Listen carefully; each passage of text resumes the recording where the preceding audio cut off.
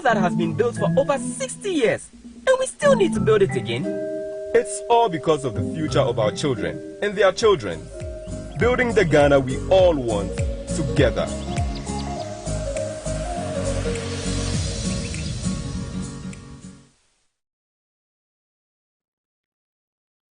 If you have a court that is not independent and honest and principled, this type of directive is not going to solve anything.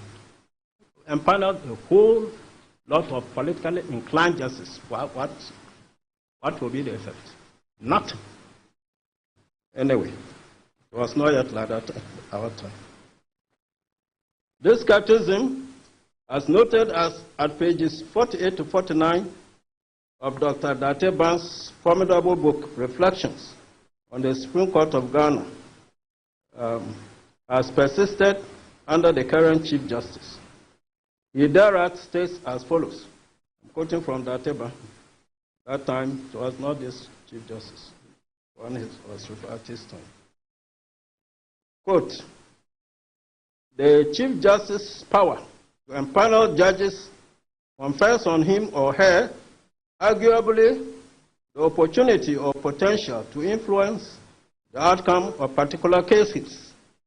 The Chief Justice's knowledge of an individual judge's track record on particular issues or his or her judicial inclinations on particular issues may give the Chief Justice this potential.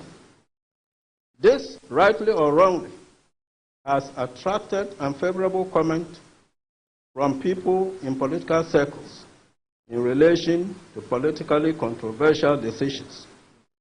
It is in reaction to such comments that Chief Justice Georgina Wood decided that she would, during her tenure, empanel as a matter of practice a bench of 9 justices to hear all constitutional cases. So that's why 2013 found me on a panel of 9 petition.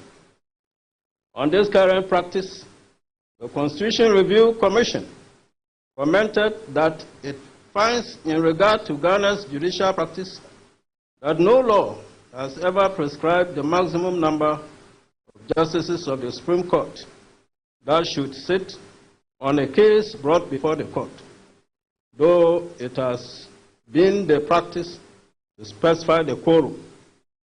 It has noted that this is a deliberate policy on the part of the lawmakers to allow the highest court a certain flexibility and freedom in deciding when to field a full complement of members, depending on the gravity of the case and the need for a reconsideration of the law. It acknowledges that this practice has helped ensure that in the adjudication of matters of importance, as many judicial minds as possible would be involved in settling the law and making a definitive pronouncement. In this regard, the Commission commends the emerging practice by which 9 justices of the Supreme Court are empaneled to sit on constitutional cases. Unquote. The legal colossus, Dr. Date Ban JSC, retired at page 201 of his third book, has further observed as follows. Quote, a perception and conviction by the public of the Supreme Court's impartiality between parties in its adjudication is vital to its fulfillment of its broader role. Nevertheless, there has, in recent years, been a degree of controversy in the media as to the impartiality of the judiciary in general in disputes between the government, by which is meant the executive, and the individual. This has been a challenge to the Supreme Court, along with other courts. This has had, other courts have had to live with. The challenge has arisen from the highly competitive nature of Ghanaian party politics in the last decade and the perceived tendency for a party in government to prosecute politicians belonging to the opposition. The court has been caught in the middle of this conflict, and in their endeavor to do justice between parties before them, have incurred the wrath of political party activists of the governing party who have alleged that the judiciary is biased against the government. The best response to this challenge is for the conduct of the judiciary to manifest its indubitable impartiality. I'll repeat that. The best response to this challenge is for the conduct of the judiciary to manifest its indubitable impartiality. Now, pausing here, you cannot have a politically slanted judiciary able to exhibit indubitable impartiality. What is not there is not there. Simple as that. On the other hand, Dr. Dateba JSC, retired in his aforementioned book, states at pages 211 to 212 regarding this matter thus: the mode of appointment of justices of the Supreme Court is specified by Article 144 of the 1992 Constitution. It provides for the appointment by the President acting on the advice of the Judicial Council in consultation with the Council of State and with approval of Parliament. Thus, both the executive and the legislature are involved in the process. The intention of the framers of the Constitution, as confirmed by practice, appears to be that nominations should be made by the Judicial Council, although the appointment is by the President. The names of nominees recommended by the Judicial Council are forwarded to the President, who places them before the Council of State for their views. If the views of the Council of State are not negative, the President then forwards the names to the Speaker of Parliament for parliamentary vetting. It should be noted, however, that presidents in the Fourth Republic have not considered themselves bound by the advice of the Judicial Council in relation to nominations for appointment to the Supreme Court.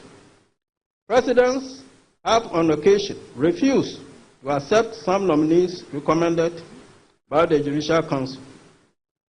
Under a constitution on the Westminster model, such as that in force in Ghana between 1957 and 1960, the Governor General was obliged to follow the advice given him on judicial appointments. However, this convention and understanding have not survived into the Republican era. Ordinarily, presidents tend to accept the nomination of the Judicial Council, as it has to be remembered the Attorney General, the President's principal legal advisor, and 4 nominees of the President serve on the Judicial Council. The President thus has ample opportunity to influence the nominations by the Judicial Council. Furthermore, because the constitutional provision requires Parliament's prior approval, Parliament has a veto power over the appointment of any Supreme Court justice. I'm pausing here a little. You want a judiciary to be free. Apart from the Attorney General, who is appointed as a political minister by the President has 4 other nominees on the Judicial Council to ensure what? Impartiality.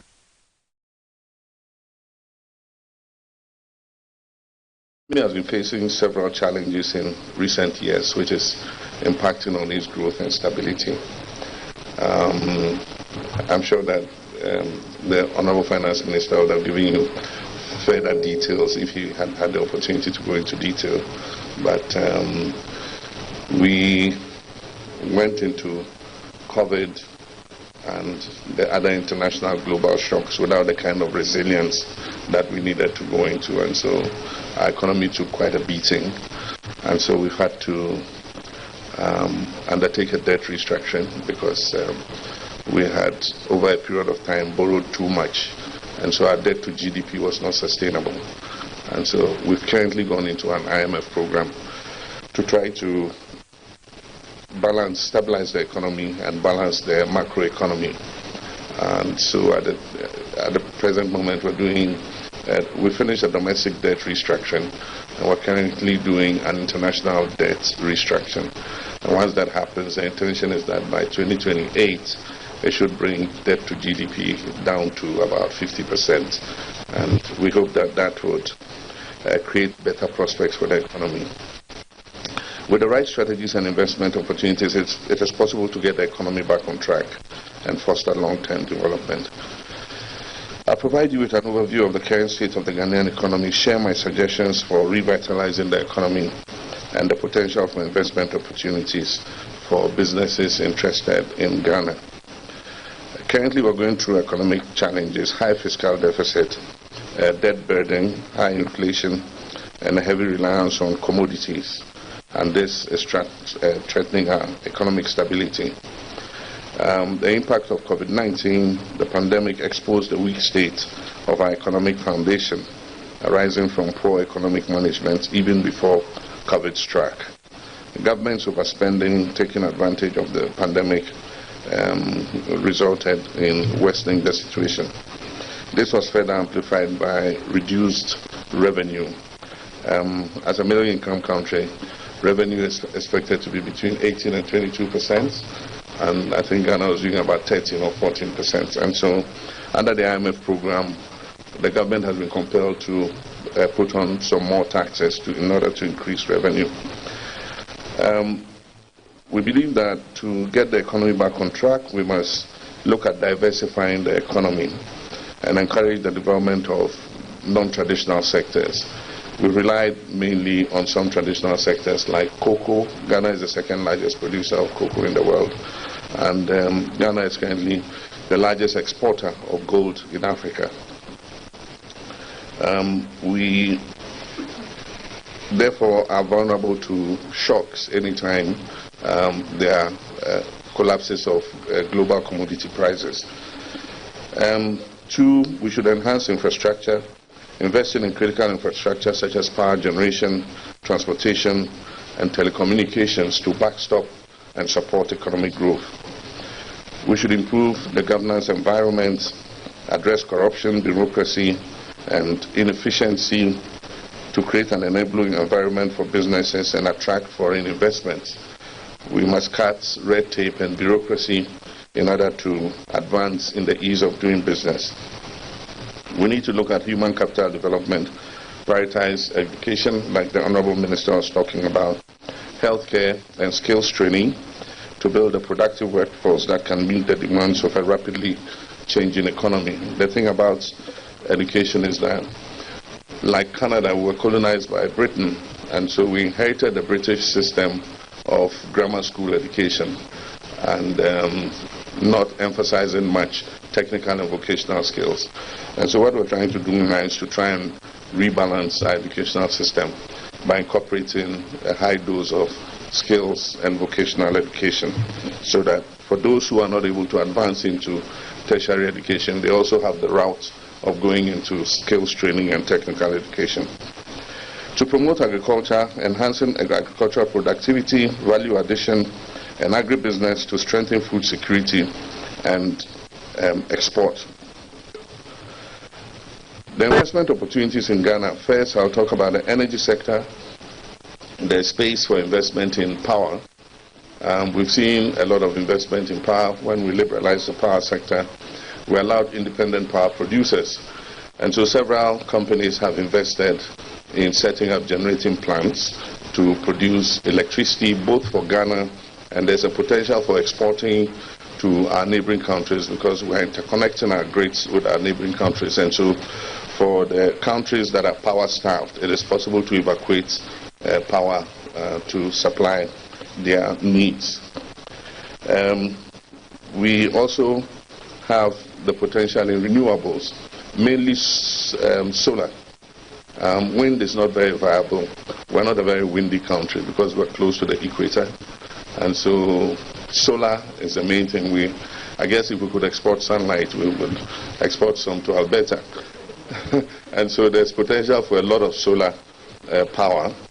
Ghana also has, it's an oil producing country, and we produce both crude oil and also LNG. Total LNG is about 204 billion standard cubic feet of gas. And the main oil fields are the Jubilee field, which was the first field to be discovered. And then we found the 10th field, which was second to come on stream. And then we have the offshore Cape 3 Points, which is the ENI Sankofa field, which is also producing a lot of gas. The other potential investments, the next important field was a field that was owned by Hess, and it sold out to Accra. And Accra has been taken over by the African Finance Corporation, and that is a field waiting to come on stream. And so I think they are looking at investment options to bring that field also on stream. If they do, it will bring more oil and gas into the system. It's important to look at manufacturing, investment in textiles and garments to take advantage of affordable cost of labor. And there are several companies that have set up already. Africa is crawling with Vietnamese, Chinese, Indian, Middle Eastern investors, and because they are not risk averse. I tell this story about my North American colleagues and friends who come with a long list when they want to invest, and they start to take from number one. Is it a democracy? Yes. Is there freedom of speech? Is there abuse of human rights? You know, what's the judiciary like? By the time you get to number 5, the Chinese and the Indians have set up a factory and are producing, or set up a mine and making money. But Ghana is a democracy. Ghana has respect for human rights. We have a judiciary based on common law, like most Commonwealth countries, and so it makes it easier for investors, you know, in Commonwealth countries like Canada to be able to look at investments in Ghana. Producing in Ghana can give you access to a market of 30 million people, but potentially with the passage of the African Continental Free Trade Area, that allows duty-free exports into each other's countries in Africa, and 54 African countries have signed up to it. So it means that potentially if you set up a pharmaceutical company in Ghana or a textiles and garments company, you have the possibility to export your products to a market of almost 1.2 billion people, which is the whole of Africa. And so that is an attractive area to also have technology and innovation. And the service sector is the fastest growing sector in Ghana, contributing almost 48% of GDP growth. Taking agriculture is to be the biggest contributor to GDP. Services are over there, and that includes data services, data transfer services, banking services, a lot of fintechs, introduction of payment platforms, because you have the fastest growing digital and broadband services. Africa, before COVID, had the fastest growing broadband connections in the whole world. And so that's an uptake that Africa is leapfrogging with in terms of digital services. We also have opportunities in the area of real estate. There's a housing deficit in Ghana, and so that's an area that several companies are taking advantage of and, you know, supplying houses onto the real estate market. We had a growing and buzzing middle class that was the main off-taker of such real estate. Unfortunately, because of the economic crisis and the debt restructuring, the middle class has taken a bit of a hit, but we expect that they should bounce back, you know, in the near term. So real estate is a place that people are involved in. Industrial parks, shopping malls have become very popular, and other recreational facilities. The opportunities in the education and health sector. Ghanaians value quality education, and so there are some entrepreneurs who've set up schools, quality schools, providing quality education, and Ghanaians are prepared to pay, to send their children to good schools. Healthcare, Ghana traditionally has attracted health tourism. That is, our neighbors come, from neighboring countries to seek healthcare, because Ghana has a huge army of professional specialists, medical, well-trained personnel. And so for services like heart surgery, you have people coming from Sierra Leone, Liberia, and other places, Burkina Faso, to do open heart surgery in our cardiothoracic center. Some come for radiotherapy for cancers and so on and so forth. And so there is also opportunity in the health sector to provide health services, not only to Ghana but to the sub-region. Agriculture and agro-processing, and that's where my friend works, and I'm going to talk to him and see if I can attract him into the Ghanaian sector. We have a huge potential. Sunshine, land, water, everything you need to engage in agriculture is available. And we have the potential for a lot of agro-processing because Ghana produces cocoa. So there's opportunity for processing, adding value to the cocoa before it's exported. There's opportunity for expanding coffee production and also adding value to the coffee for export. We're increasing production of soya, and so soya is an important crop both for internal consumption and also for export. There's potential for processing cashew. The Brong-Ahafo regions, the three Brong-Ahafo regions are the biggest producers of cashew, and so now they export the raw cashews, and they're processed mostly in India and exported into the North American market. And so there's a possibility to put in capacity to process the cashews and export them directly to North America. Cotton used to be a big crop in the Savannah region, but recently it's falling in terms of production. But there's a possibility to increase cotton production again for export and for internal consumption.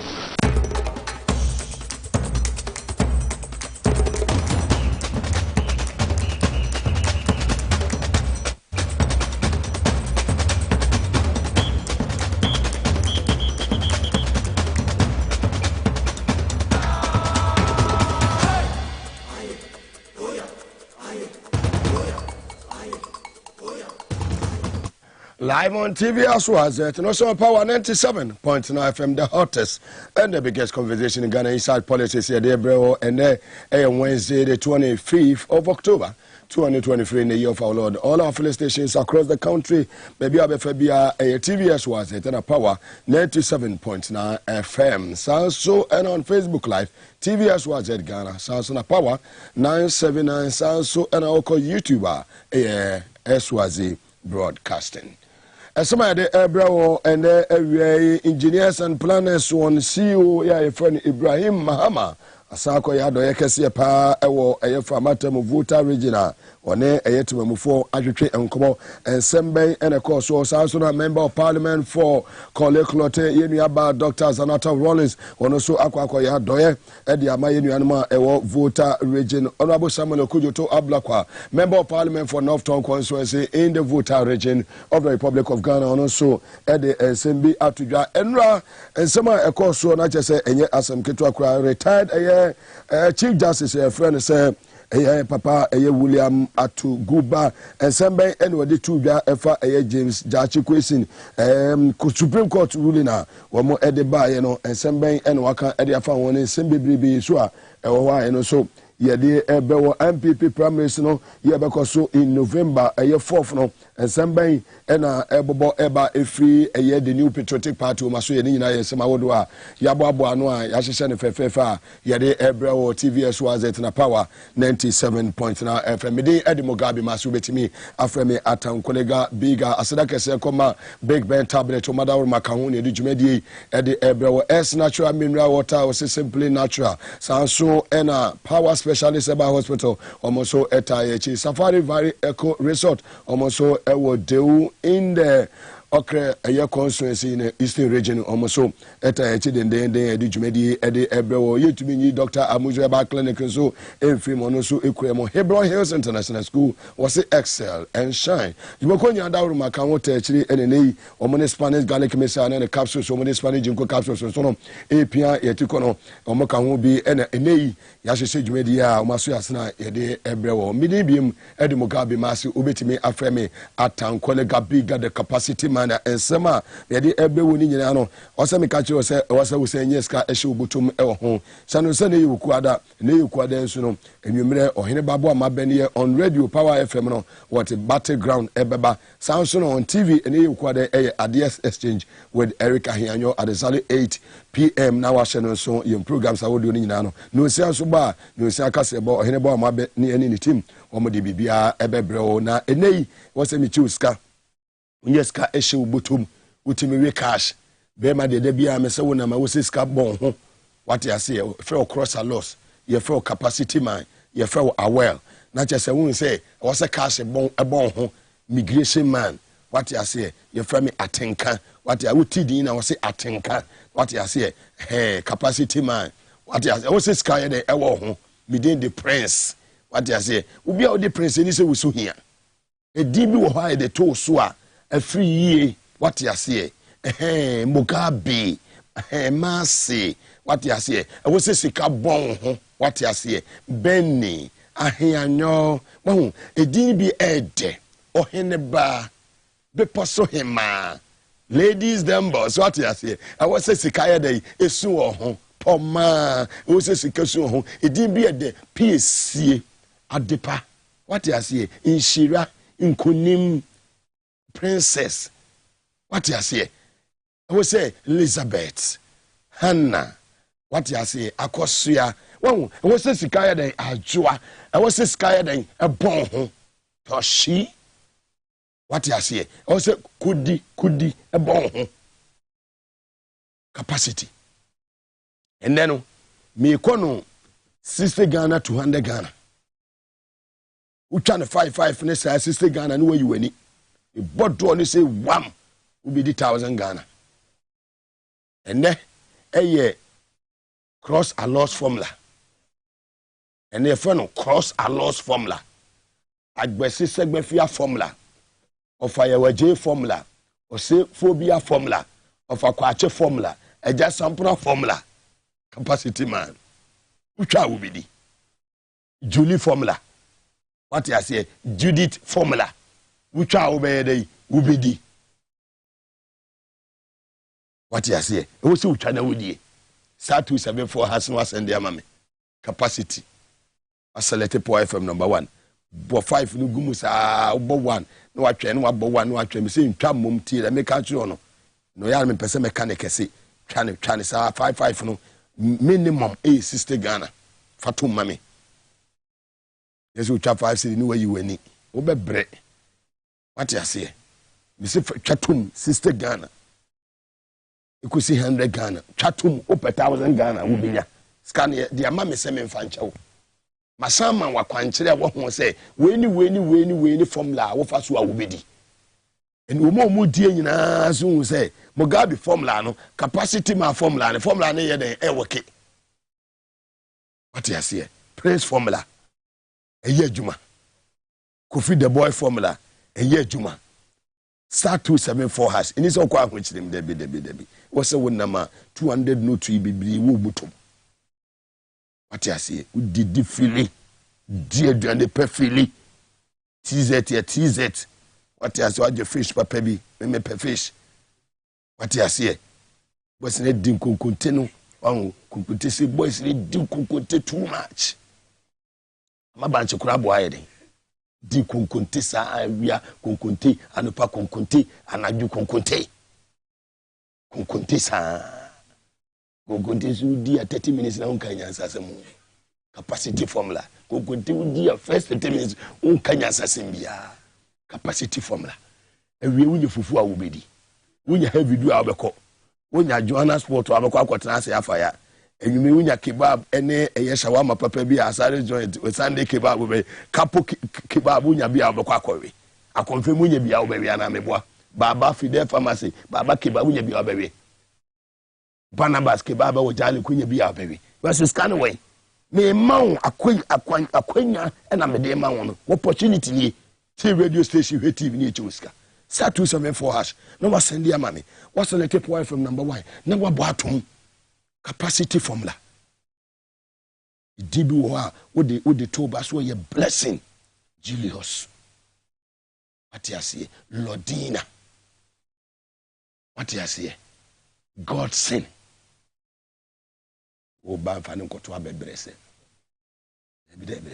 abebrese o ba na de na koto wu ebi to a 3 year abaye obrempon odehye odene ho ti odene ho da sebre otumfo nana piao sa 274 has no send your money was select power FM number 1 we me dame ho simeti wo mo na mafa aye ensu agumi minim ensu no so ye S natural mineral water capacity water na madame ho aba me ba ye begibre ye setesem ni nyina mago ho de ama ho na awie simeti wo mo me ba sesia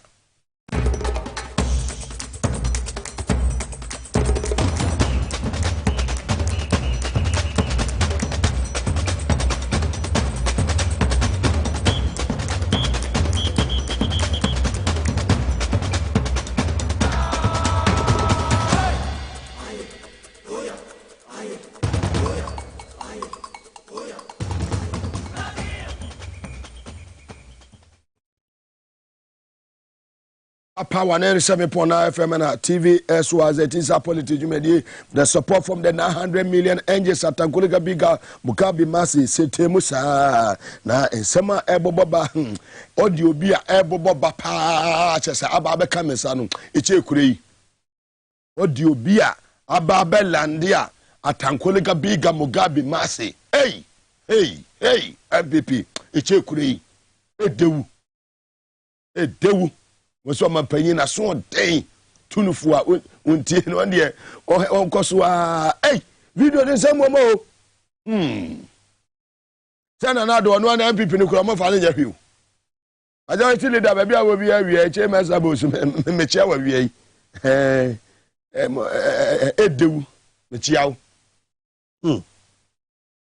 ya shase ani ya shase e de free eye NDC amanyoku edwa ose bodo eyezu ose eyeza emefa ose mia capacity building na just say capacity na ene yeko yenua ba capacity MP ya your friend say eye doctors anato Wallace capacity MP wakan ho biem wonu de che say ne papa na motu a wotu di ma o ma we ana motu papa Scandalous Judicial Wallace the late wa ye no ne ba no afa ne papa pepe sabe ya ka say doctors are not Rollins minu aba ho fei akwa piem e wo voter region ya cha say wakwa ye adoye pa wa supply medical medical supplies food items the akwa voter region cha say enuro enuane na cha say doctors are not Rollins sabe wono so watiesima wosesa akwa voter region fo a na cha say ne papa kurumfo ohwe emomo enakom ohwe emomo ho enchire wo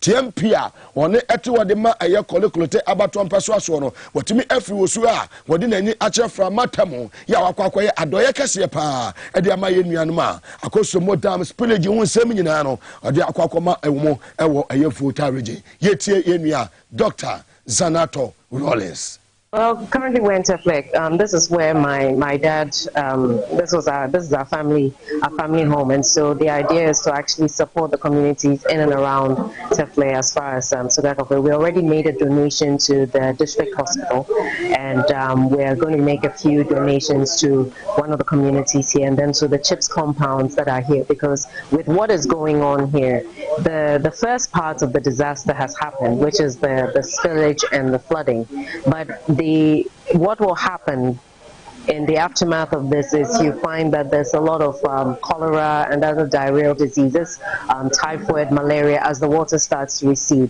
What we're doing here as medical doctors is to try and preempt that by, first of all, supporting the health facilities with what they need, because this is something that they did not factor into their budgets at the beginning of the year. Dr. Sanator Rollins and Amotene Kanaso no Sakwaye Adoye, Chief Executive Officer Edema Engineers and Planners Mr.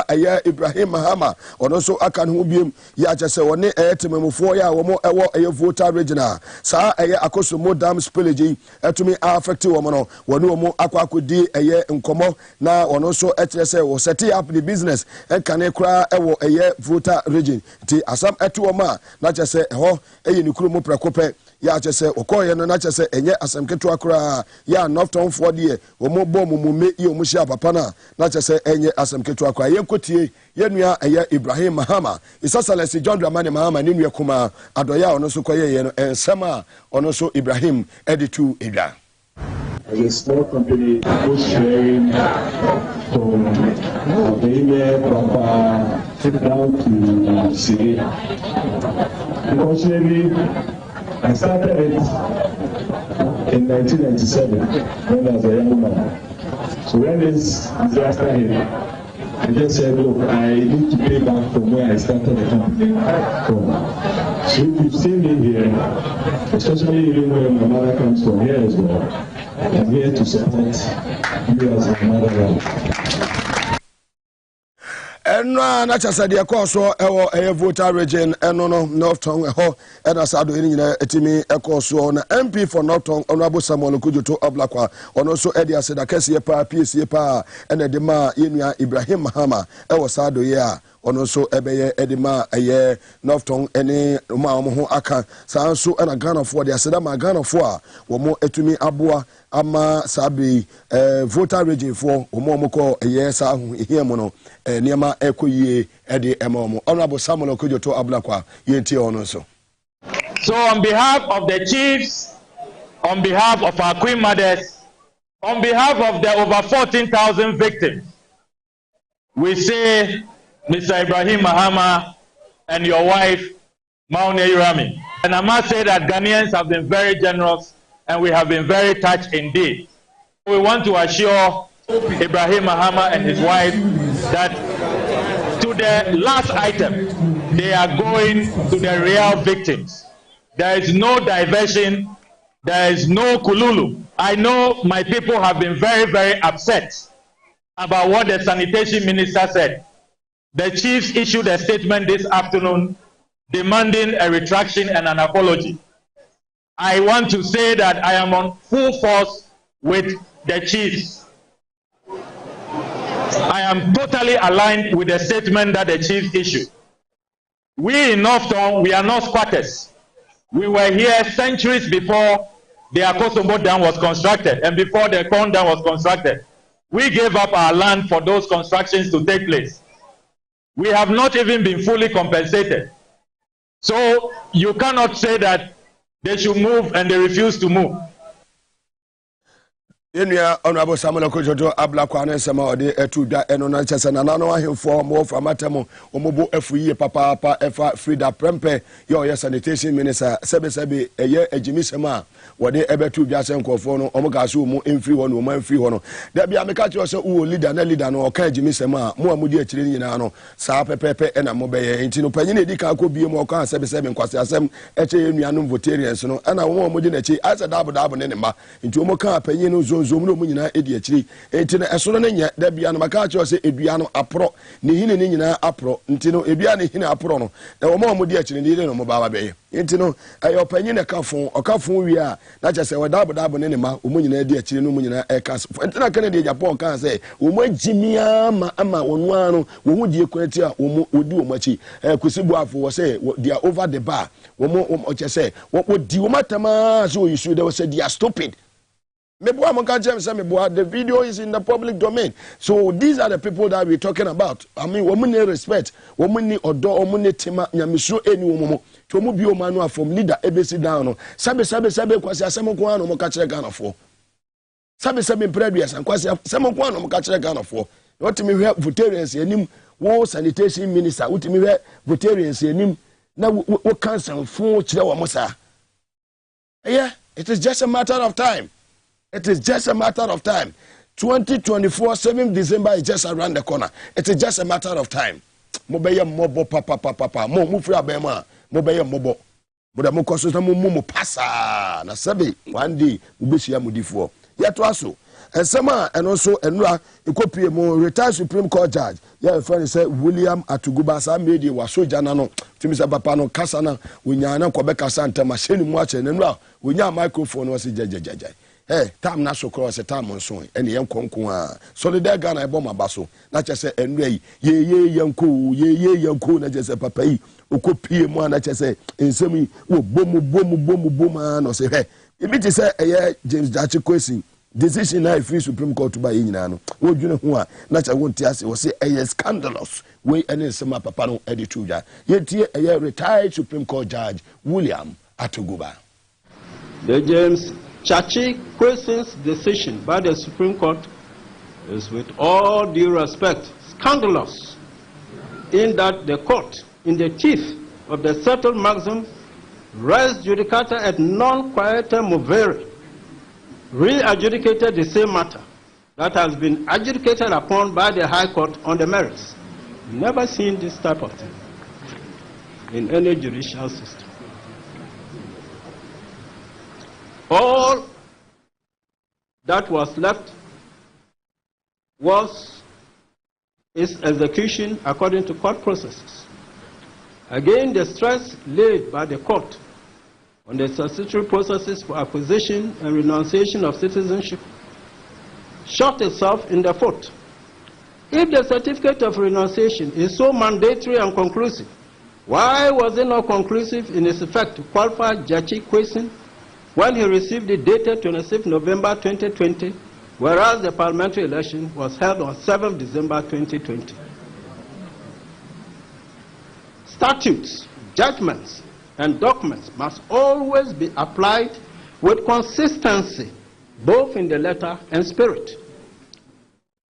These must always be construed holistically and as instruments of justice, since it is a well-settled principle that the duty of a court is to do justice, and the court should not be turned away from doing justice. With the retired judge of fire or no ninuanum, we mu de wo kodi deep we beka se contempt inti yem ko inti me pass him. Na papa e kan wo se we wasan e dia tudwa se omonya nsakaye omonya amendment e wo eye constitution na president no kwa no yamani too much powers executive no ya che say one appointing ministers one appointing Supreme Court judge wo se sade nyina na wo se tuo ye den omutimi nsakaye e wo ye constitution. Justice William Atuguba retired. The powers under which appointments are made are contained in the 1992 Constitution. But just as a constitution does not necessarily produce constitutionalism, or a person who is qualified to be appointed to any court going by the laid down criteria would actually be independent. First of all,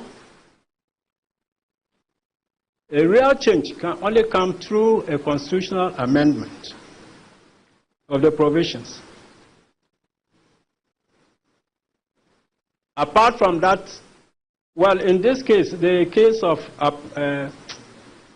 the judiciary, including the Appointments Act, is one of the entrenched clauses. It will need a referendum. But it can be done. But most of the things there, the problem is putting too much power into the hands of the executive. I don't know why people feel that that is a democracy. You waste people's time. You go and queue and vote. In the end, you've surrendered the power to just a few people. How democratic is this? And when they are misbehaving, they use the same constitution. You can't do anything. If you don't take care, they'll rather pursue you with treason and whatnot, all sorts of things, oppress you and continue. So we need to re-examine that constitution and put in place really independent institutional bodies. They can be independent if the president or a minister has no hand in the appointments. And the appointing body itself is constituted in such a way that it cannot be compromised or pushed about. If you have people like Professor Bokwin, Jampo, the rest, let me pause to particularly praise the academia. They are the people holding this country to constitutionalism. Speaking up very boldly, the academia, very proud of them. Very well. Now, Papa Martin Kanye retired a Supreme Court Judge William Atuguba, ya obo a Professor Ransford Jampomo Abaso say, Omo Kasa na eka democracy, Omo na ko was a yenema koso nyina no mu tumi nya bold, omutumi nya kukudu boldness na omutumi eka omadwene ewo enema ekoso ewo oman live on TV SYZ and also on Power 97.9 FM. Time for me to share Kudi, to share l'argent, to share money, l'argent, Kudi, ligiri. Ose meche usika wiei. Capacity. Star 274 hash. Na wasendi ya mami. Ene formula na mede kono mede kan achire wodada. Eye capacity formula. U follow formula na ubedi. Sika ni u momo account no ma fa sika gum. Na ubedru se meye draw na wie no. Na usika e woso na 1000 Ghana ako 2000 Ghana. Sa se me 1000 Ghana ebeche wa wiei. Bechiche ni bebre yagugu mo fon no so amamo. Capacity ni si wutwa obeye den ubedi. Capacity ni yekon capacity level ene na yeko. Scan good TV ni so nyina ho nyina se me nchema mo. Timi de me betrase a me ne mesama o formula wudi twa ubedi. Formula ni din the capacity formula. Wutwa obeye den ubedi. A simple like ABCD. This one no be say go come. This one no libi no labalaba. Wutwa obeye den ubedi. Ito what wo yeden. O hemi, what ho o yeden. O te ho o hemi o yeden. Wutwa obeye den ubedi. Star 274 hash. Na wasend ya mame. Wa select Power FM number 1. Wabo 1. Na ate 5. Na watwen. Wasan bo 1 na ate 5. Na wasan atwen. Na wasan bo 1 na ate 5. Na wasan atwen. Wabo 1 na ate 5. What's the chance of winning? Abra mo na wutwa no. Na woso chance no ekosoro. It be so wutwa wo be den wo bedi. Star 274 hash. Na wabo ato mama me. What's the letter Power FM number 1? Me de sema miensa e ma na madame ho ayeden aba. Sam sema miensa na me kwa akofa aboafo nkrato no madame ho aba no. Me ba ya na me ba be ye draw no. Eti wo me kwa aba me ba ya na me ba be ye draw no nti me mfa won san ye den enka fidie no me ba ya twatum me ba na fe ma be ye draw no na me ni nua Bernard enim PC ofi be pono so ba beduro ye ba be di Ghana ho komo e na wie me di dia tankolega bi ga betima afra me capacity man e ba sisia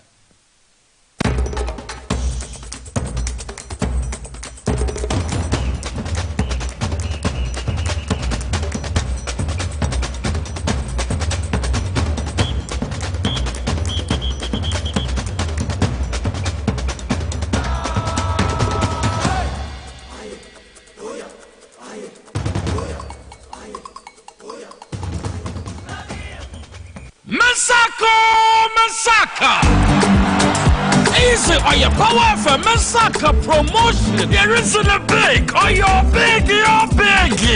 Separate enter power for Masaka Promotion. More day I never dial *274#.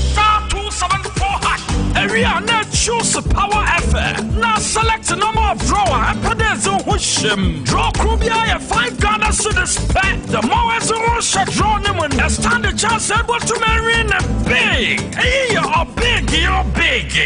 Every week you saw your 50,000 Ghana cedis in a chair. Hey, 50,000 Ghana cedis. Knock off you. Good deal *274#.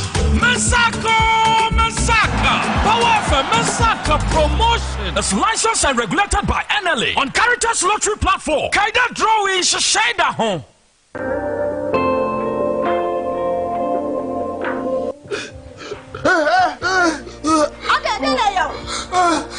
Nakuma, Debbie, you're complaining to Nakuma Yania. Let's take him to Heartbeat Homeopathic Clinic. Yes, Heartbeat Homeopathic Clinic. And I was the name. I'm saying Nakuma. I don't want to go Heartbeat Homeopathic Clinic. I want to know.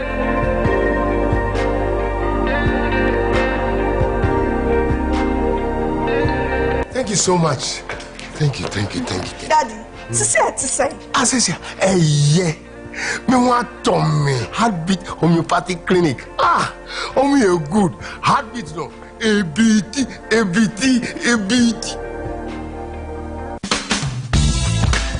The serene environment fits into the goal of the school, which is simply to provide excellent educational foundation for your ward's development before they commence primary education. At first glance, clearly you will see why the school is called Hebron Hills International School, as the building stands tall overlooking town. With a Montessori style, we have experienced and dedicated staff and trained teachers. Our small sizes classrooms are meant to enhance teacher-focused approach where children get one-on-one attention from the teacher. Hello there. We are open at 7:30 a.m. and school closes at 2:30 p.m. After school care is from 4 p.m. to 6 p.m.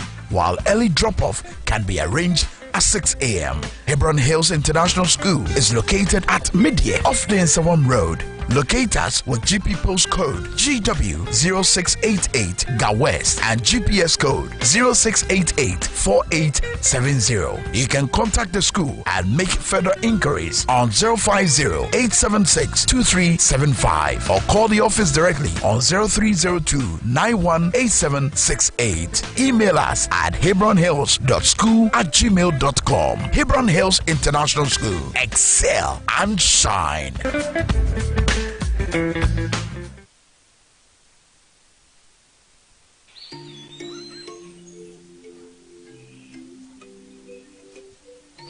Upon your arrival, you are introduced to your butler, who plans your itinerary. So many activities, all in the same purpose. You visit the gym or the stables, they have it all. At my break, I'm able to practice my putting.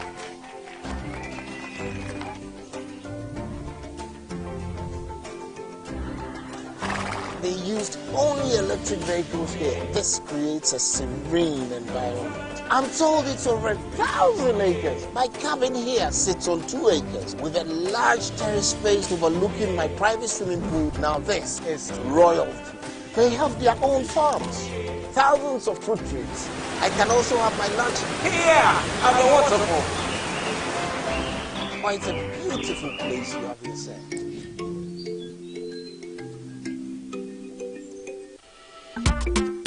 If you guys sit, headache, sombo.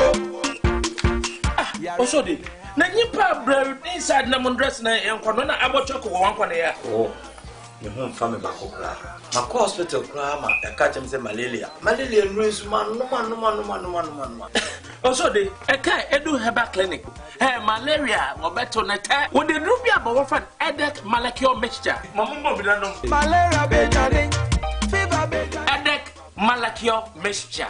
Genome no omoto. Edek Malakio, and what dim, a twin malaria papa. Edek Malakio bet me fever no home. A TDE hamme. Edek Malakio mixture. A Bema or Numa Tosun. Edek Malakio mixture.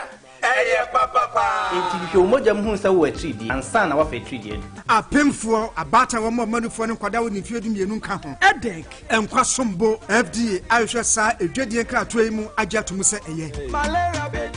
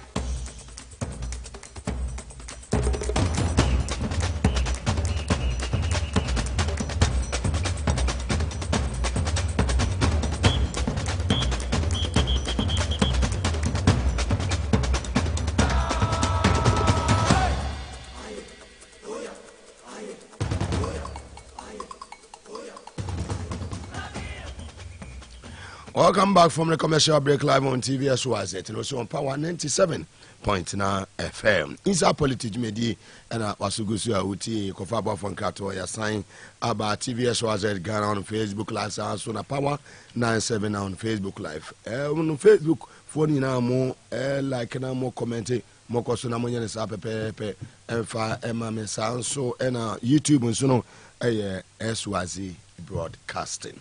Wa baby ayado no ye baba be chiska na ye de aseda kenso so no ya maya boafo ba be chiska be chikudi na afei Bernard NPC ono so agina konya kase na afei ya da agesi issues ni nyina se ne tie se ne fata e de ama enuanum timamofo a ewo o my Ghana matema wodu nsia ni nyina mu ene ewiase afana babia nti wo se sabe otwe ben o TV no na wo se capacity man otwe madam Agata twe ben o TV no so be so amiame ofa kwa kumensa brata ja sampana ne ofa kwa chemo osefobia enini ofa ya waje mi se wa bia tumku ha motwe TV no na afei capacity yefa ejano nyeden enwum emfa ma oye timamufo wo omanenum tepa mahene nana edisi wantwe wampim nana program a wo fa ni agrokra da ne da nyina wote ho nana dom ahene wo so wote wa TV ho a wo hwe ne anwumei sa so ana go so mahene nana kwase bosompra wa wo de hye Mugabe ni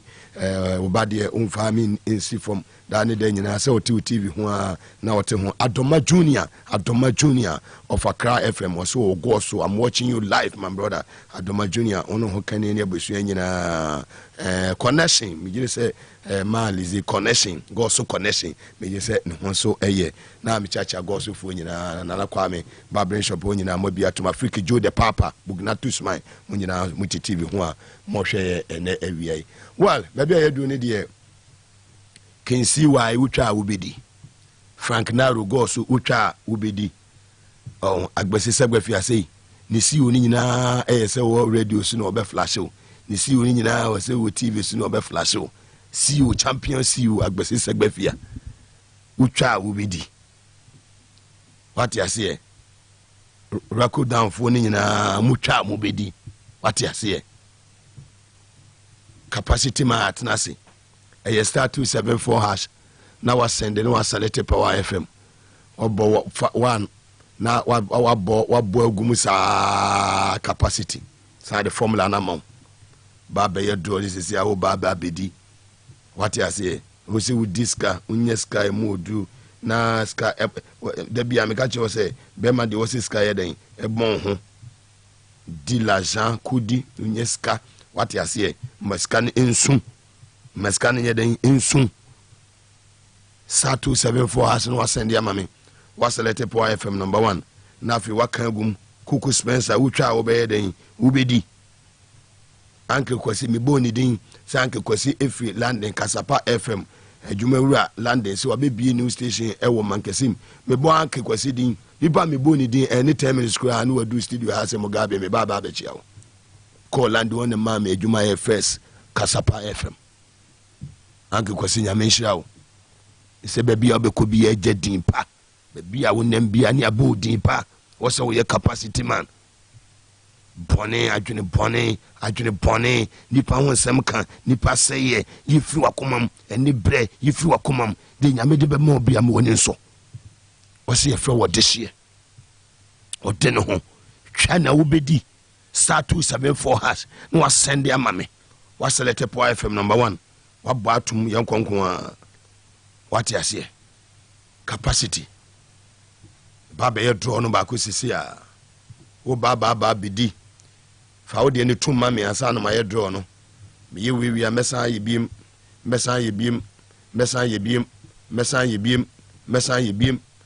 biem tennis kan me che bebre sika no me den me che bebre Bernard enim PC ne si to be abo wo de ba betena studio han what you say sika ne be ma what you say we are see the was say will look nice what you say deputy CEO in charge of operations there be arika here be an wakeken go so capacity man W1 retired dugbe there be an wakeken go so retired soldier capacity man Benny Anthony an African way on Feni Agro capacity bright ewo art center the bright ewo art center on intimina uma biatum say kuha utwa obedi star 274 hash was send ya mame was select Power FM number 1 afi wo bo 5 no bo 1 no gum sa na 5 no 5 cd no kone sa bebre twa bebre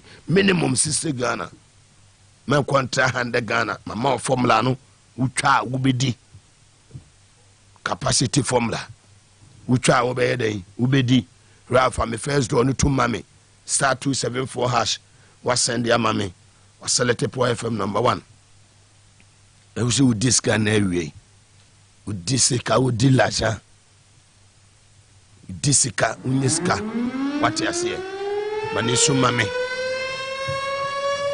ni sumame wo so to wo ye de twawo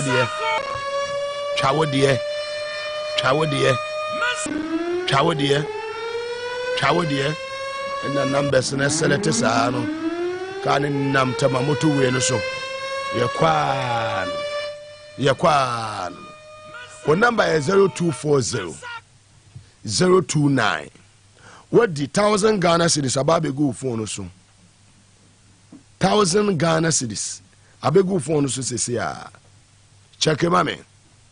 What the 1,000 Ghana cedis say check your phone. 1,000 Ghana na ababe go so. 1,000 Ghana na yedai ababe go so. Check your phone so mame say star 274 hash. Now I send them mame no was select po FM. What bo 1 na till 5. Now I send it. Now fi what bo MTN Momo a year pin code. What we are drawn. What's I train 2 seconds. Now I go the same procedure. Star 274 hash. Now fi what bo o send it via what's I selected po FM number 1. No what's I bo 1 now sa till 5. Konesa 12 times when your sister Ghana at all. Obenya 1,000 Ghana se sia wo phone so. Se be ye draw no ba ko aka ho. Enti no wose wo di 1,000 Ghana se sia. E wose wo ye capacity. What you say? Wose wo ye capacity. E wose wo di se sia laza kudi. What you say? E wose wo di kudi se sia. Benada ni PSC atrase. Mema benede ni PSC akwaba. Mema na kwaba wi a ye besa ye draw no mako. First winner no wabala no so. Hello. Hello. Ene mana ne bedi. Oba ye ma be ni. Me de mami enti me ga se free bodumbra. Ewo Central Region, right? Yes, please. Kasua achi wo meboa. Kasua bodumbra. Oh, okay. Now call the formula ben. Me kuno cha ba message ni ba no ni ke me na ma prepare. Who couldn't ni try oh. But dear na be go phone so. 1,000 cedis. Ana be go kuno phone so. But tu be ya na obetwan amanaba. Me ba na me de amano. Na se phone anya wo dia. Se o di me de ntino. Oh. Oba me de be manu. Now we not try. Me ne mi try de ba ti ti anu phone e kita me. The call be aba una oti. Daddy. Oya capacity wati. Mat. Kuno jewudi utimi de ne phone ma. Mama odo no nkoso sa why. Mate. Ya krokro ne da bia, utwa da bia no waje. Because also we lucky woman, nti na utwa ya odi phone ma all. We cha ba enda na ya mi aye na do. Tene wani aje meboa. Ene bonification kwa wati. Mate. Mami esi nyame nhira why. O sha mo so. Eda wase. Capacity formula. Hey. Bema ne pio de ni phone ama na yire. Ose ba no wahwe. Ibi kwa kodware kora. Na fo mu de akwa kwese adwae. Hey, adwuma yedin. Emu akatua so. Better than in PSC. Can dig am wakwa ba wie. Mi bia bako de. Yesu aya che. Eja. Abusafo ho ye. Oh, yakopon da do ba de na. Isa Belinda ho ye. Nyame adom. Send them money na na TV. Enim PSC. Send money na na. Eso wo live, say o gina ho me kakra. Country. Anti e ma yeso ho me, o boy adwuma papa. I see. Mo say da mo ase. Fantastic. Mo kura no mo ana. O be ne den. Bia koso. Na me fa kwanya nsunsu na me fa sida ma chief of staff. But who call the position be I mean time. Chief Julius. Ni nyam fi unsem. Fantastic. Enti Julius Debra. But obia nyankopon hira. Inshallah. That's kind of me de no asedaka. What the asedaka? I hope so. Ni many me ni beshia ni de komo kakra. Na Mugabe ma me fa nchia kese so ma Colonel Mante. Na michia no bebi obia metene nka na ache. Colonel Mante. One fa nchia me losing a number ntina me friend. So nekwe. I hope so me nya wo na. Ye de home komo kakra. Me pa mo. Na me nchia present ma. Juma bia papa ni di wo Canada no. So Yan sa maybe a best boy we maybe a best life. Yan sa maybe a best inqua and cannot ebeye and kebema political tension and our horse bring him na bafom. Na Nedi de say where the Ghana so pen. He's the only person waiting at the was I him. They say Ghana he'll be a no when you or yet tinting and no yet tia. And no be a war ambition said that you'll be president there be yet be our experience because the car echo car and I'm sorry at the chema and yet driving the no betting ye. There be a man penyaku for the Ghana could do print ye no beer. Why you be do betting me? Mugabe be there man. He's the only person. Ye knew beer why you be that. Or you eligible so bit Mugabe you. He's the only person. And yen DCMPP cry now. Ye probe you be Ghana if you home. Near why you be that. So I reform I say what to baby and I say new government bar. It the America crown so bit not from government every. If it made be 1 year crown ye. Now no dia a best in queer. Numpa on near hand you over more near home. I ask him. Ye retaining now no. It take more than a year. No to mean the money government in you. Inti ye nebre.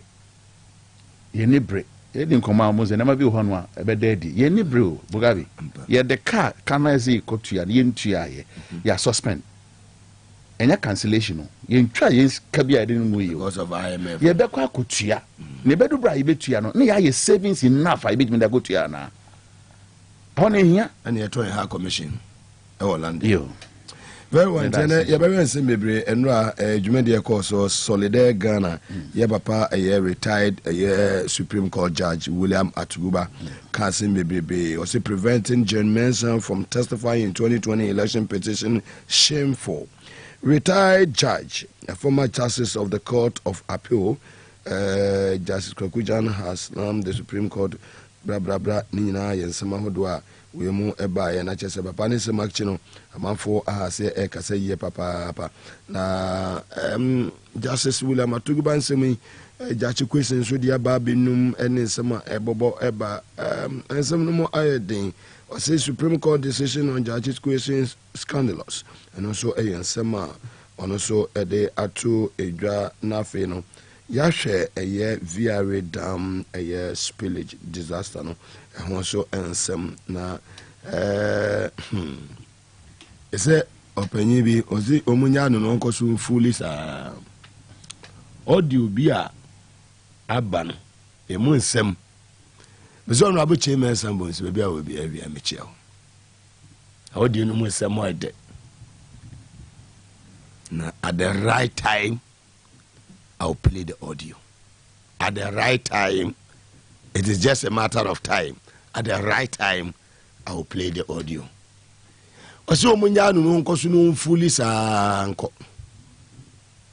PSA Enra Justice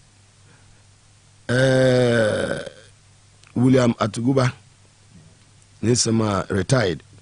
Nisama the two dra was on the Ghana Jumedi and Asano. Sign and I offer free moon points of main and key areas ben out to me at the one or pen no weapon. So Adarama. Mugabe Maase. Na memfa kwanya. Ne Mahama near Penny a Peter Mahama on also so of her program no live. Oh, Echiano. Fantastic. Mena was in so. Nakwenya modema mene wo opamfo na disaster ananse because a catastrophe to Ghana after 1966 school no get to Dr. Kwame Nkrumah fi sabre na bepim somewhere 1980 ayenya President late Rawlings and then Abuafo be say obet to Ghana the SCBO no e bi na atu yen 2017 abato e won sunsanso the be America because of say oto abama abang na wan hu priority right na wan hu hawa obesi handle state institutions and do how cases aba the be America say e yinya de Akufo-Addo sha say obey in 2017 bra wo position no attacking the pillars of power so be kaya assaulting the pillars of power a san seminar na what shaping our towards our brain and we'll go see we implement na make sure Atuguba justice retired na mabona baso Mugabe no so hwe program na se na mo yi kakra mpo ya hwe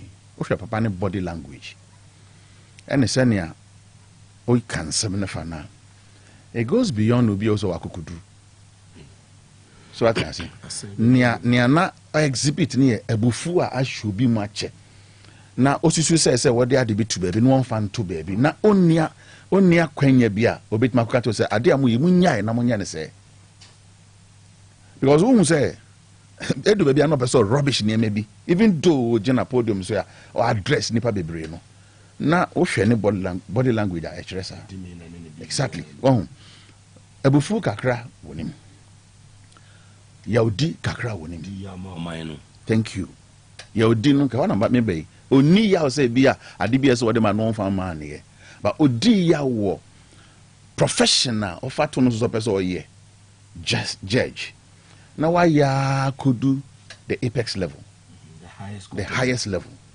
na osisu say we year reform bebre na echi bayi na anu ye your retire ni amasan agensem kra nsem ne doso na ebe peki kakra bi ewu die ntia de asem ne koye ne se ye be ma ho ebeti okra je se ye wie un se exercise no kra san adena wo ye na wo nyina so ne nyina so ne se ye betimi ama ye democracy no aye se ye no ejina ye so what you say efa judiciary no Mugabe wontimi nya democracy wo judiciary eni nyina so papa because a rule of law once na ehwemra ne so won na interpret enti se wo de bibia efamra ho ekodan court ne wanya fair judgment a ochina bi no e de abasambu eba omanfo no so nti ade ground de kwa ne bekwa ko wie ani ne na nsen yan say ye de assembly ko supreme court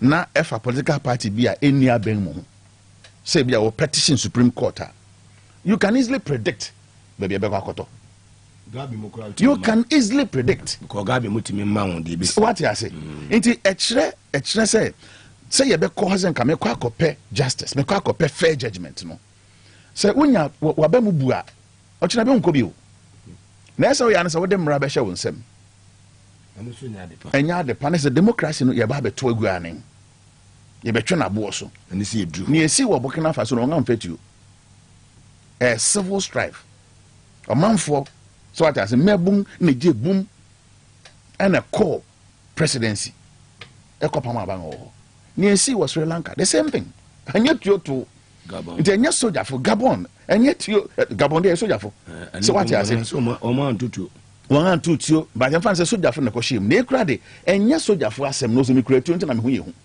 o to ametu bi abo there bi e ya manfo no susu say there bi ni ekono democracy ko na mo ze mo ya kire yen no enya fe enya no ne hu enti no go to hell with that thing enti o twa ne kasa ma no person kire ne say judiciary no entimi anyina ne nanso democracy na ye be Mugabe ne ye be den amai because one and nature so pass you e be ka down 3 arms of government no your friend then say executive ne ho prebias and no pebia no person ya say ne yeti hu ya enfam puntum ma amo ne oyi ni ayeti hu ne enfam puntum puntum ma exactly and from 2017 Ghana nko nanim baby ani agina ne ya nyina ho rather no ya san yengachi so at as oman no akonachi enti yefa even indicators ifa economy ho bibia ni wa kire say aban betena so yetimetua na mo na meba ho papa ne kasa kire reform bia wo ye no susu say assembly fa constitution ho anase efa election ho a judgment ni betime de ayemra ay asset precedent no et say when panel judges be banan sorry ba kono 9 and what na so won anya ne keke o kire bibia and Judge Wood Chief Justice waye ya na ebua masad ne tumpon two mama ye chawa nwumere o be one justice that ban or whatever krata bi o chiroi esan says asem no mudi na mfa sumwe ya ma ebe ha unti ye ma nipa ne noso ni ye nyo bia adwenkyere send you see san what you want something enye nipa ba ko beka san tin so ade ase nipa ba san de ebia obetimi ache kokura mo so ye nyina nya ne say na de waya ba kron a ko si na hia obi ade na no December abonten a wo say oh nsune wom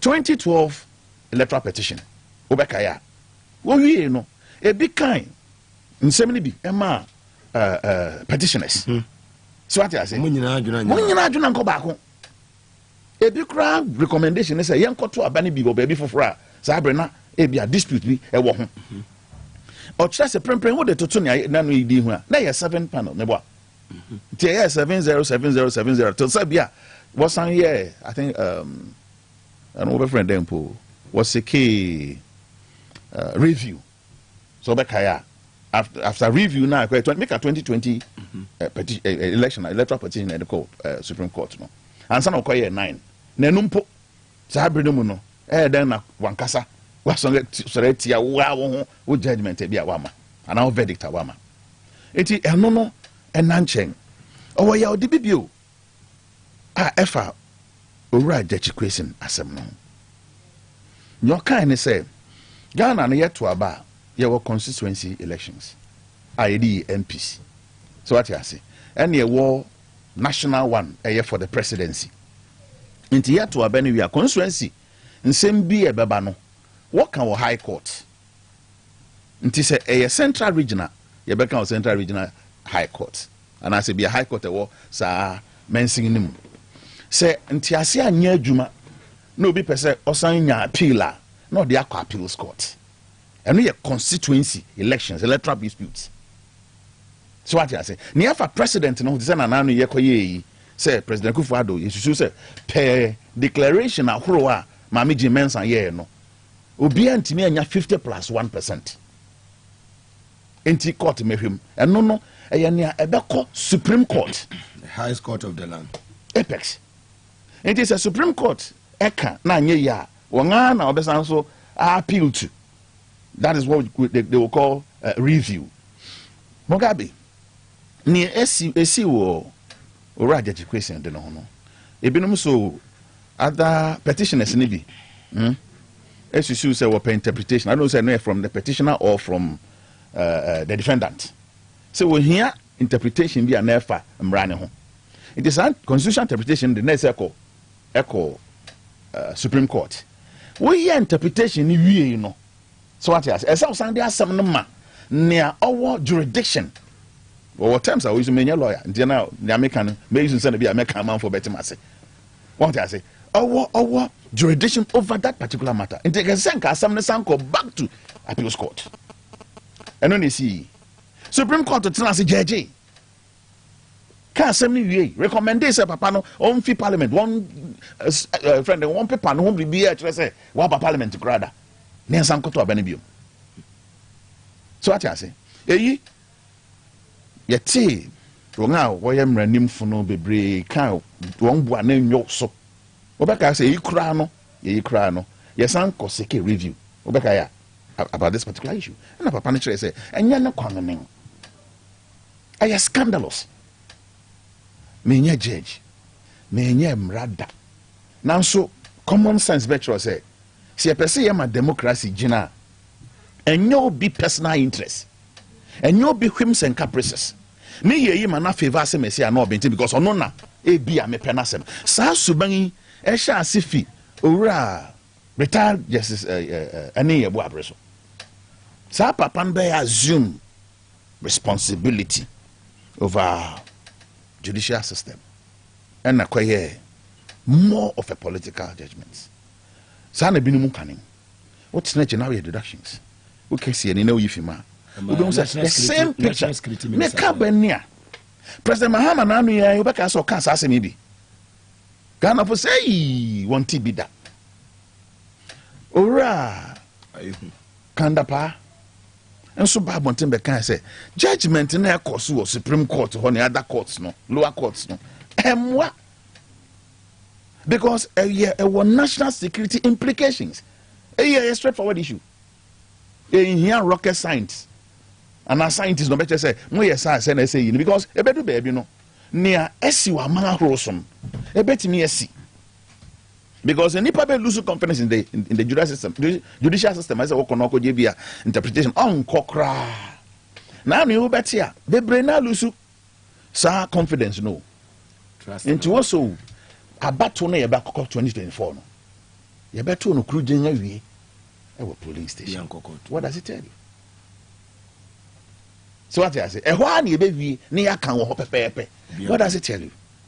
And so obesi ya na adwen say obesi ukwan no ma wonya de pepepa then e besi to kwana odeba hina no de bai bibia woni ko fare bai bibia ko kapa and e woni nsunsan so iti papa na sem no kan me de pa say afi an experienced person what's my bench no so at that level no kan san komo because it doesn't look beautiful. Okay, about to me I am a president. Nipa bebre akasa asem no anka yenya President Rawlings yabenya President Kufuor yenya President Atamils yabenya President Mahama ansana President Kufuor then the Kufuor don kwan breso na man for call for all this amendment because why abuse in the office.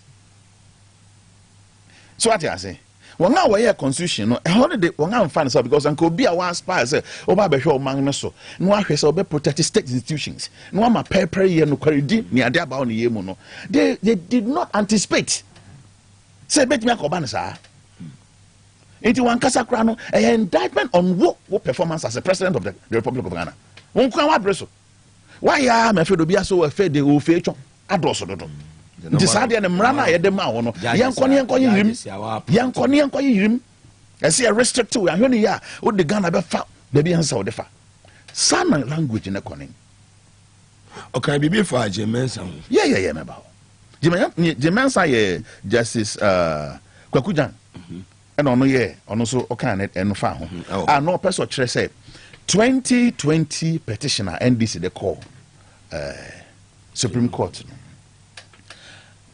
lawyer for the better so for baby interlocutory nti ni ayemu bi no mi hu ni say ra lawyer Chachuchikata e kira adwen say ma me no be send question bi so bi jatum say dwuma no ye no fa yen election ho e 2020 election no wanye di ya na obeka sa question no na judges wontime mi sa na sabri na mo twen obegina a friend box when can box numa witness box numa no be san sa question no it is Mugabe when our lawyer na judges amount sa akwanya so be prepare atwen e ko do ho no Mugabe den ne si ne a judges nyina me ati ase 70 ne say won mama me ne kwan ma na megina witness box no bio Mugabe kra ya obufu e ya metankra because you were president ye nya bi 2012 ye hu nia owura Afrejan Bejina Dr. Koja Afrejan Bejina betina box no mu no e ma ye mra no so ati ase e mo beda ho ye nya bibi a ye betim da ye reforms ahoro si ona ye ntie de justice kodua ye obisa ho ye ntie ne sema obisa ho jumadi na ase. Justice emanates from the people and shall be administered in the name of the Republic by the judiciary, which shall be independent and subject only to the Constitution. Ladies and gentlemen, the import of these stipulations is to underscore the fact that the judiciary and hence judges of our courts are accountable to the people as their servants and not as their masters in the quest to achieve and advance the vision of democratic government and the objective and tangible fruits of democracy in our land. Additionally, and more importantly, the judiciary has the bounden duty to hold all other powers, entities, and agencies of state accountable and ensure transparency in their actions or deeds. And in this respect, I felt very, very agonized when the Supreme Court in the 2020 election petition decided to shield the Electoral Commissioner from giving evidence.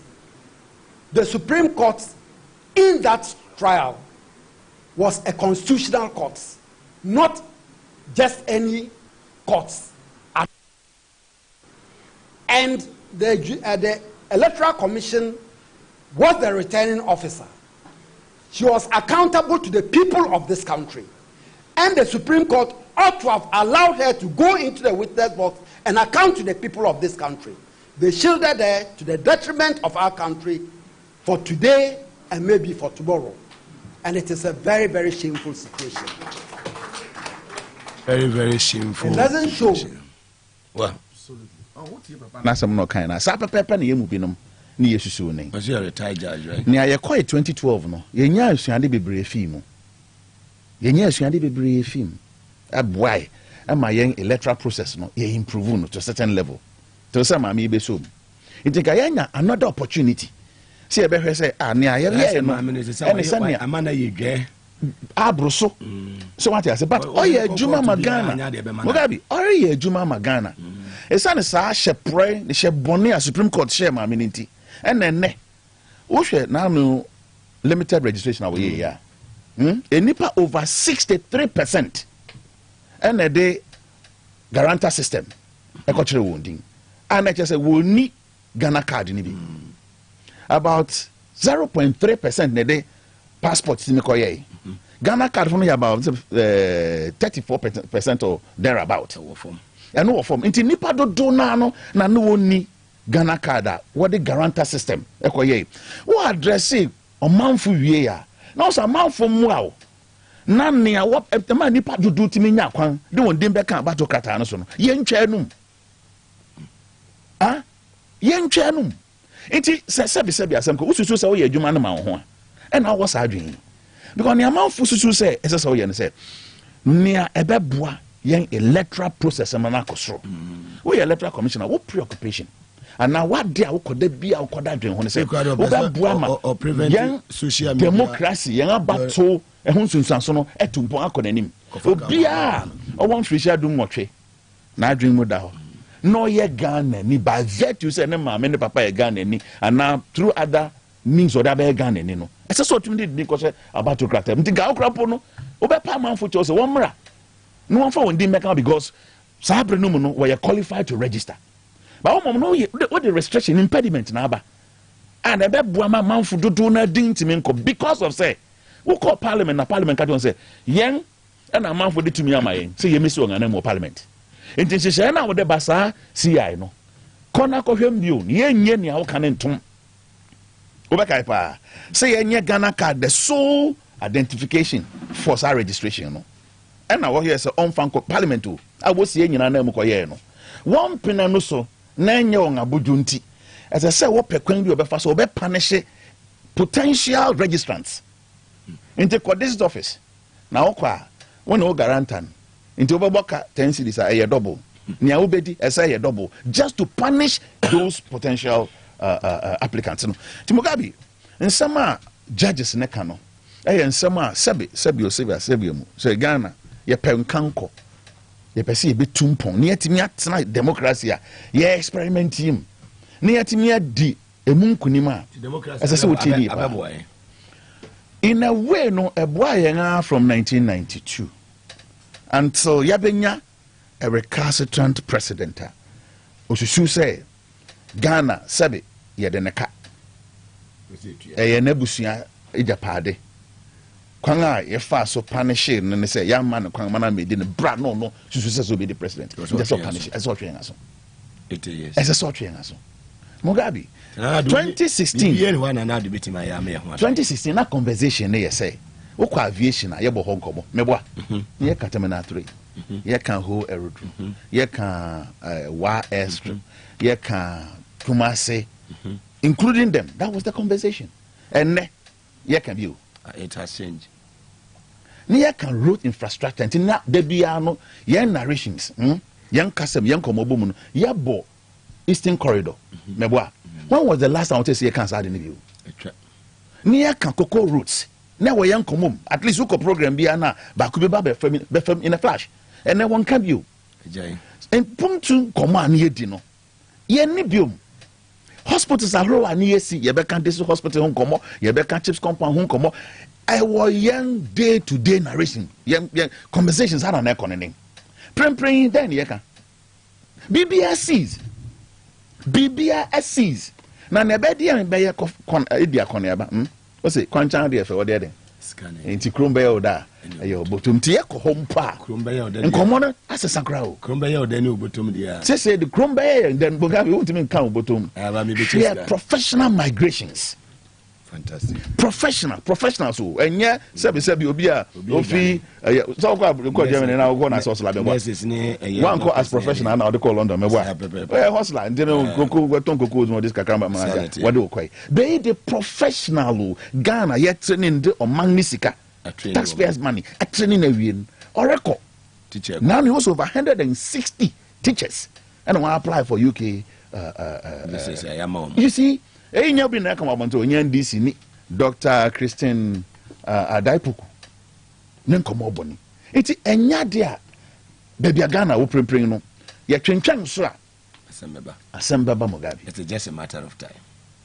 Medase Better than MPS live on TVS was it no so power 97.9 FM ye ba be chiska nti sabre Fatuma Mr 274 hash no was Sunday amame was selected Power FM number 1 na fei che me yes drawn me katuma no so na maka chiro mama formula no utwa obeye den ubedi aloke ochencha kese nkoma Bernard NMPC or show life ma Ophelia former Ashanti Regional School Feeding Coordinator on also say oh boy Juma papa Mrs. Norman on the bar Marvin so mo here life Marvin say NDC Ashanti Regional Officer BAB atum honorable Samuel Sapon daddy aseda kese nkoma sanso na Mr. Franco say Ashanti Regional Ambassador Hina Jukum eni penifua mudi NDC nim ewo Asante region yenua panyin eye nana kwesi eni ne team nyina ofaya mo aponko megise mu nyina large sani senior ne mo amoho nyina no ye bomo abaso ye maame ma Joanna CPC ye bomo nyina abaso mokoso enye dwumaden emfa mo NDC amonyoko no asra kese nkoma Safari Valley Eco Resort madawro maka ho me se eba eye wildlife experience ya omobo mo modin ye papa wokwa so ye ho a ene eye otwe adoa oyu jata sebo no chese hu se wo pe environment bia waye wedding awie na wo pese wo ko honeymoon odu ani kire wa se bia birthday celebrations ne akeka ho nyina no ombe ma eye world class accommodation na o masa ma eye private swimming pool I mean udu ho ahun say yes restaurant da obedam na won say yes bibia deda na kwem kama omo ewo electric eye cars nko a waso ye ho a eno na de obekọ round na wa hu ne ekoso from 0596914394 omo ewo dew ewo okre constituency kura ife o se dew ho na be hu no PSAD ni kurum ne ho o se ho FAE papa for ne ekire ho obestumi so visit o mo website no ahwe ne ma ekoso ho www.safarivalleyresort.com na obetumi so a check out Safari Valley on all social media platforms na just say eno so eno no big man tablet pebi no be ma wa ye mra wontumi mo adwuma yie obema no esori kakra bia na adwo o se gina so yie erectile dysfunction any early ejaculation ni nyina no low sperm count any man ko yie ma o se otumi boost to sexual drive no na otumi fire yie papa no anso benya big ben tablet First African Page Limited o mo West Legon o mo na de aba edwa so wenya 18 years and above obetumi anum bi mi se wi aga Godwin o achine so a ne ho kani oba pata wona toma mi se wi aga Godwin big ben tablet no mi se wi aga oveni agrokra for 0551551344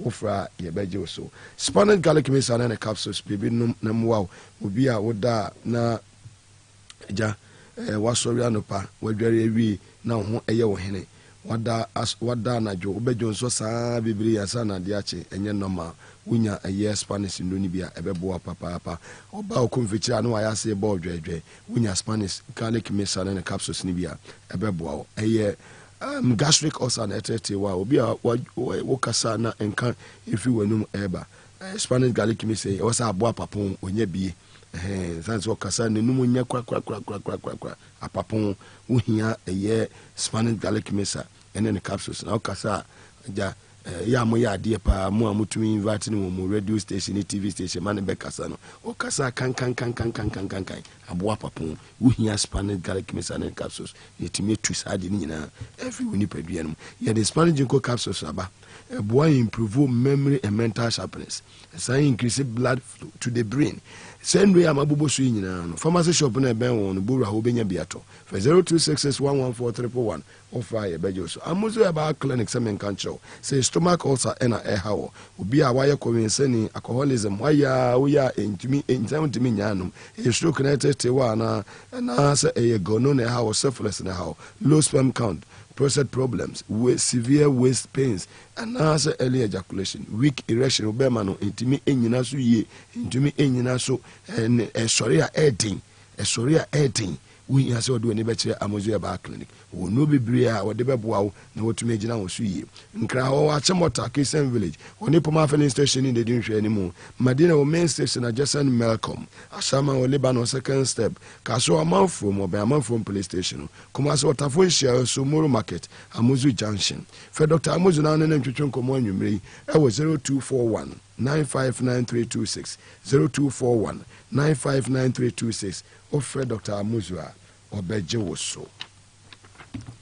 Building Hope campaign for a year dam spillage victims, donating cash via Momo. Eswazi Broadcasting Limited, Yeni Piwak, and the Ntuma Aboyni, Medi Moses, on also Nasuya, or 20,000 Ghana cedis, and the Ababe boy. On one so best send relief items, say a Yentuma, say a toiletries, and now say a canned food, Ninano Odiaba, Abebe Street, any ewo Usu, Naoba Lenda, and Stella Hoa. Ombewa wa to Director of Operations and Deputy CEO Erika Hianyo and W Munina Hoa Ombewa wa to na Omaje and Niemano Esika and I will donate here 059-721-5419 Eswazi Broadcasting Limited and a Beba Begusu donate my Nesu Fenye bi Enfamwa Woma Sabe Womo Ahochim Nininafa Akosumo Dam Spillage. Maybe I agree Yebako Akosumo dam onsensem ne de aba na afei de aka nso ye de ato aso na san ye beko no e wo se me de sema be ye enum eche sika na afei miraka no me je mo de ma menu apanyin Bernard enim PSA wo de tie din ekura no Bernard enim PSA edin no Bernard na ede enim ede na PSA nso ede what you say capacity me ba be chi uska sisia for phone make sure say mumu no account no sika ye den ewom bo star 274 hash for phone ni enko na select Power FM number 1 wo select Power FM number 1 we are wo bo 1 e beto 5 Ghana formula no me the amount that capacity formula the American and no say with this show me be say with this scan the amount me say me ncheche I was say ni say me ma wo strike answer no wadi mama of formula say enenu wo de twagum 55 no say me say wo twa bibiri 60 Ghana o ba benya 1000 Ghana sisi a ma me si nikunu agafo na ma no wanya eye 1000 Ghana sisi a what you say enti eno answer wo sunu bitwa no wadi na bibia nso etimi akọ enkan capacity ninu aba akos o say moga I'm watching live just say ono maame Naomi me just say bibia aboko capacity eni say won mix it out o say wudi what you say moti efie fufu ewo eye patase kumase e mantie be 10 obi afa ne phone muntwa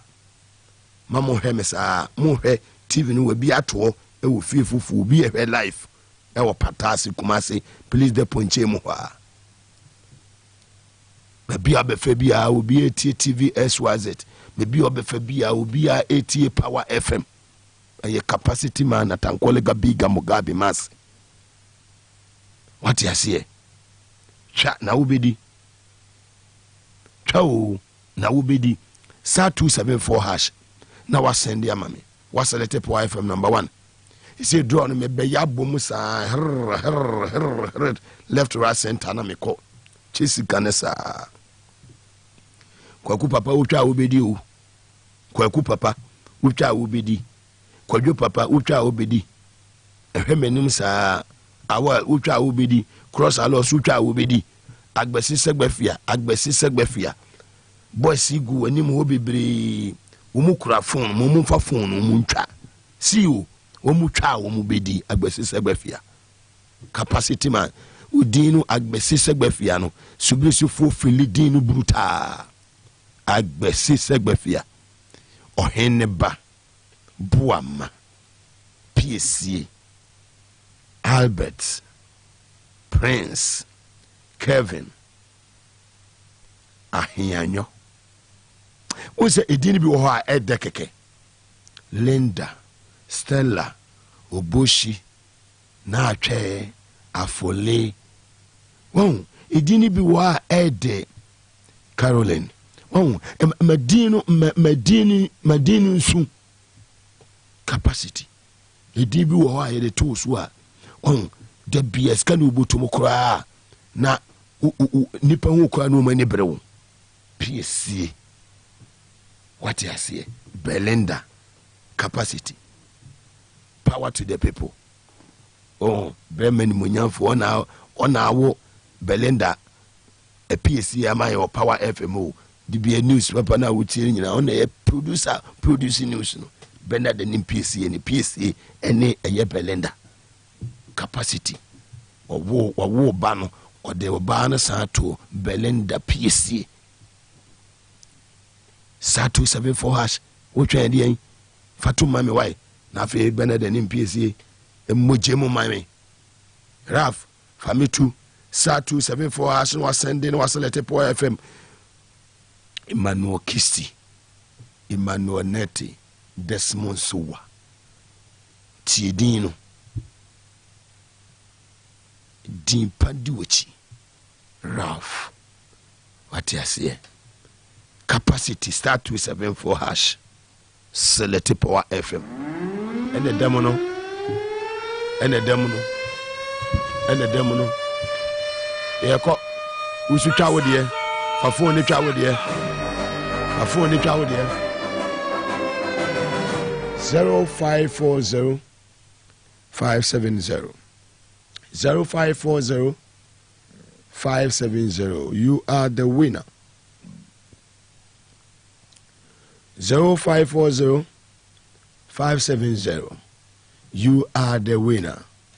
How many 1,000 Ghana cedis ababe go phone so here into for phone on check mommy 0540 7 what 90 right what the 1,000 Ghana cedis here check your phone so mommy what the 1,000 Ghana we your winner what you say power to the people